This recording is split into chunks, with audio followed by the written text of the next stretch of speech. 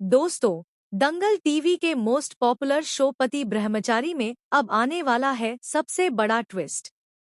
कहानी शुरू होती है उस दिन से जब सूरज और ईशा की जिंदगी हमेशा के लिए बदलने वाली थी। घर में चल रही थी आरव और काव्या की शादी की धूम।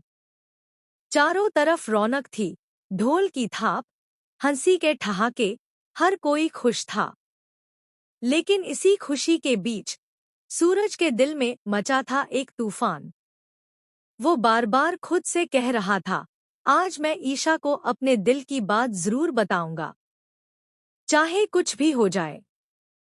उधर ईशा पूरी लगन से शादी की तैयारियों में जुटी थी। कभी फूल सजा रही थी, कभी काव्या की ड्रेस संभाल रही थी। उसे क्या पता था कि आज उसका और सूरज का रिश्ता एक ऐसे मोड़ पर पहुंचने वाला है जहां से वापसी मुमकिन नहीं। सूरज ने कई बार ईशा से बात करने की कोशिश की, लेकिन हर बार कोई ना कोई बीच में आ जाता। कभी रिश्तेदार, कभी आवाज, और वो पल फिर निकल जाता।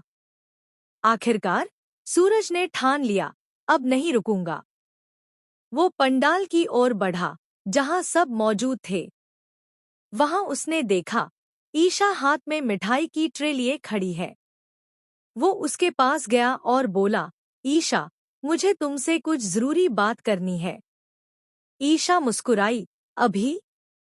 सबके सामने? सूरज बोला, हाँ, अब और नहीं रुक सकता। और अगले ही पल सूरज सबके सामने गया और ऊंची आवाज में कहा, मुझे ईशा से प्यार है। पूरा हॉल सन्न हो गया। ढोल की आवाज थम गई।